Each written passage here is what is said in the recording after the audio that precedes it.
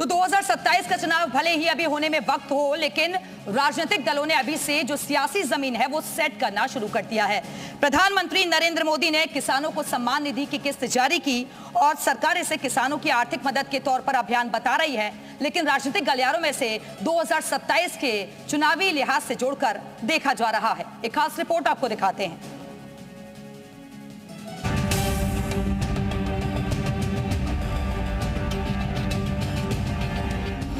किसान निधि ट्रांसफर चुनावी डगर। देश भर के 9 करोड़ से अधिक किसानों के बैंक खातों में पैसे भेजे गए।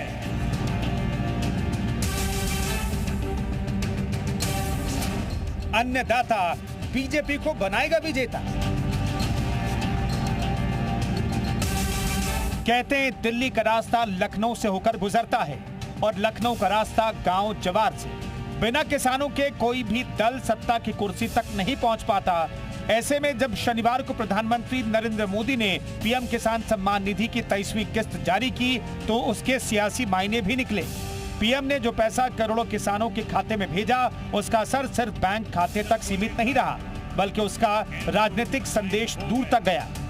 आज पीएम किसान सम्मान निधि के तहत देश भर के 9 करोड़ से अधिक किसानों के बैंक खातों में पैसे भेजे गए। कृषि क्षेत्र में जो सबसे पिछड़े जिले हैं उन्हें आगे लाने के लिए सरकार ने पीएम धन धान्य कृषि योजना शुरू की है। बीजेपी जानती है कि अन्नदाता सिर्फ खेतों तक ही सीमित नहीं है, वो वोट दाता बनकर राजनीतिक दलों के लिए वोटों की फसल भी तैयार करते हैं। पश्चिम से लेकर पूर्वांचल तक का किसान चुनावी गेम बदलने की ताकत रखता है, लिहाजा 27 की चुनावी तैयारी में किसान बीजेपी के लिए अहम कड़ी है। राजनीतिक गलियारों में माना जाता है कि अगर गांव जीता तो चुनाव जीता, लिहाजा 27 की चुनावी खेती के लिए बीजेपी की नजर किसान पर टिकी है। बीजेपी सम्मान निधि के साथ साथ दूसरी योजनाओं का लाभ पाने वाले किसानों का एक ऐसा वोट बैंक तैयार करना चाहती है जो खुद को सीधा सरकार से जुड़ा महसूस करता हो। गन्ना किसानों का भुगतान एक अलग मुद्दा चलता है, एमएसपी का मुद्दा अलग चलता है, आवारा पशुओं का आतंक का मुद्दा अलग चलता है। तो अगर इन सभी मुद्दों को समग्र के तौर पर एक जगह पर जोड़ दें तो उत्तर प्रदेश की राजनीति में किसान न केवल निर्णायक भूमिका में रहता है, बल्कि ऐसी भूमिका में रहता है जहां पर वो किसी भी दल को जिताने या हराने का मादा रखता है। बहरहाल प्रधानमंत्री की तरफ से जारी की गई किसान सम्मान निधि किसानों को मिलने वाली महज एक रकम भर नहीं है, बल्कि 27 की बिसात पर चली गई एक अहम राजनीतिक चाल भी मानी जा रही है। ऐसे में सवाल है, बीजेपी की बिछाई बिसात पर किसानों को मिला पैसा कितना वोट में तब्दील हो पाता है। ब्यूरो रिपोर्ट, जी मीडिया।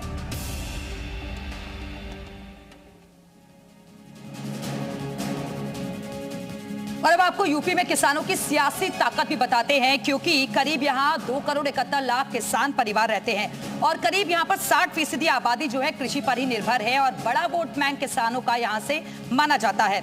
बड़ी आबादी है, ग्रामीण क्षेत्रों में ही रहती है और इसलिए किसान वोटर सीधे चुनाव पर असर डालता है और इसीलिए हर राजनीतिक दल इन्हें साधने की कोशिश करता है। दूसरी तरफ 2 करोड़ से ज्यादा किसान जो हैं पीएम किसान सम्मान निधि की योजना जो है उसके लाभार्थी हैं और पश्चिमी यूपी में गन्ना किसान जो होते हैं वो काफी निर्णायक भूमिका में रहते हैं और इसी वजह से यहाँ पर ये वोट बैंक के लिहाज से देखे जाते हैं। कई सीटों पर चुनावी हवा बदलने की भी ये क्षमता रखते हैं।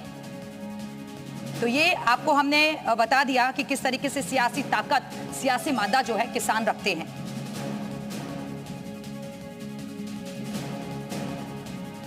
और किसानों का प्रभाव भी आपको बताते हैं।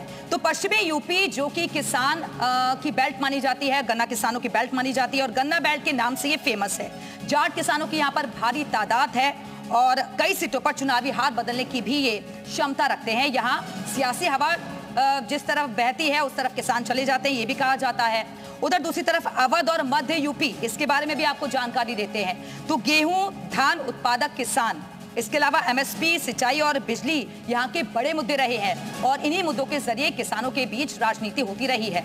ये अलग अलग मुद्दे वक्त वक्त पर किसान यहाँ के जो हैं वो उठाते रहे हैं। अब पूर्वांचल का हाल आपको बताते हैं। तो छोटे और सीमांत किसान यहाँ पर बड़ी संख्या में हैं। इसके साथ ही सम्मान निधि, आवारा पशु और फसल लागत अहम मुद्दे यहाँ के हैं। आवारा पशु भी एक बड़ा मुद्दा यहाँ के किसानों का रहा है। ये पूर्वांचल का हाल हमने आपको बताया कि कौन कौन से चुनावी मुद्दे यहाँ पर रहते हैं। दूसरी तरफ अगर बुंदेलखंड की अगर हम बात करें तो पानी और सिंचाई सबसे बड़ा चुनावी मुद्दा यहां पर हमेशा से रहा है और इसी के जरिए ये लोग बार बार आवाज भी उठाते हैं। जब राजनीतिक दल जाते हैं तो इन्हीं दावों और वादों के बीच वो भी किसानों के बीच पैठ बनाने की कोशिश करते हैं। यूपी चुनाव में किसान भी एक अहम फैक्टर माने जाते हैं।